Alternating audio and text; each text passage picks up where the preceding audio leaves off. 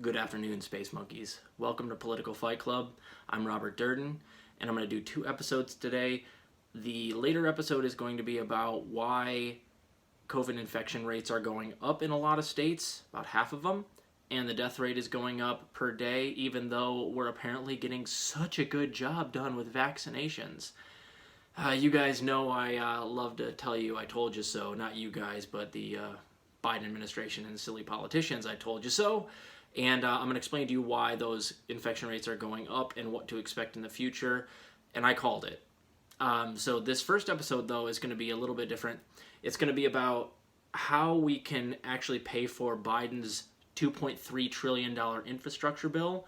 It's been whittled down $700 billion arbitrarily from the original price tag, which was $3 trillion, like 4 days ago. And the Republicans didn't make the Democrats do that. As far as I know, like, they just kind of did it on their own. They floated a number that was insufficient and immediately went down $700 billion. So it's looking like the new bill is $2.3 trillion, and it will get whittled down more. But I want to do my best to weaponize your guys' brains on how to pay for things, and I don't want to do it the same way every single episode because I want to show you that there's a variety of ways that we can pay for these things, and I'm going to try to make it as easy as possible per episode. So the last one, when I was talking about paying for something, was like, I always bring up the Wall Street speculation tax. I was talking about paying for the $3 trillion with a Wall Street speculation tax, which would have easily done it in one step. So I don't want to do that again. You could do that for this even easier than I said before. And it was something like a 0.5% Wall Street speculation tax on stocks and 0.1% on bonds. But let's do a different thing for this $2.3 trillion, and it's super easy, and the optics of it would be fantastic. So this is one of those times I'm going to ask you guys, if you can, share this, because if this idea goes crazy, it is a slam dunk. Even the Biden administration can't mess it up. So what I'm framing it as is you can pay for the entire infrastructure by taxing only billionaires and tax avoiders. That's it. So here's how you do it. 2 steps. I've gone over on this show Khanna's Stop Cheaters Act, which simply re-audits the top 1%, and not even all of them. I think it's something like 80 or 90% of the top 1% get re-audited, and 50 to 60% of all the top companies will also get re-audited, and it actually might be a little bit higher than that. So basically what it does is it re-audits the top 1% and the top 1% of earners, and then of course re-audits all of these companies, and it closes up all of the tax loopholes. So it's supposed to bring in something like $1.2 trillion over the next 10 years, $120 billion a year, just by closing tax loopholes, which, if you guys know anything about JFK lowered the tax rates a little bit on the wealthy, but in return for that, he closed a lot of the loopholes that the wealthy were using to avoid taxes. So the effective tax rate actually went up. So that's important, guys. The effective tax rate is always different than the tax rate on paper.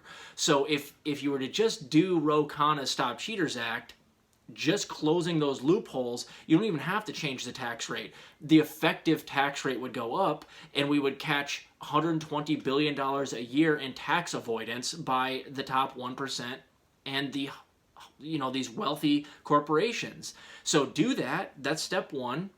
And then here's the other thing, man. The billionaire class, just the billionaires, have made $1.3 trillion since the pandemic started.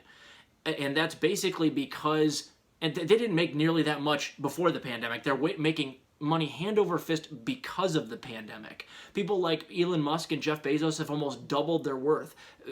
Same thing with Mark Zuckerberg and the Waltons. They've gotten infinitely richer because of this disaster, and that's part of the reason why we have such an anemic response to it, is because it actually makes them money, and it behoves them to lobby against, or for certain things to be done during the pandemic. And then you have somebody like Biden and Trump, who they listen to their corporate donors. They don't do things correctly because they're paid not to do things correctly. They're paid to, allow the American public to do what they want to do if there's a pandemic like this, because it actually makes these enormously wealthy people a lot of money. It's called disaster capitalism. And so what we can do is simply just tax the money that those people have made since the beginning of the pandemic 95%. I'd like to do it 100%, because, I mean, they're literally like exploiting a pandemic for money.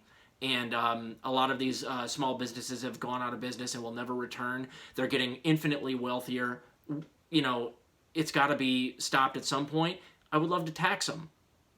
And it's estimated that they have $1.3 trillion more money now than they did at the beginning of the pandemic. Tax the billionaire class 90 to 95% on money they've made since the beginning of the pandemic and continue to do so.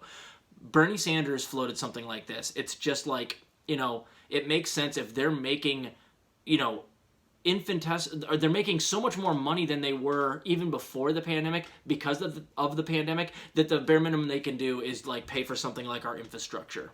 They're still going to be billionaires. So do those two things and you can pay for the $2.3 trillion over 10 years. The taxing the billionaires would get you money up front, and Ro Khanna's would get you $1.2 trillion over 10 years. So keep fighting the good fight out there, guys. That's how you pay for it. It's just that easy.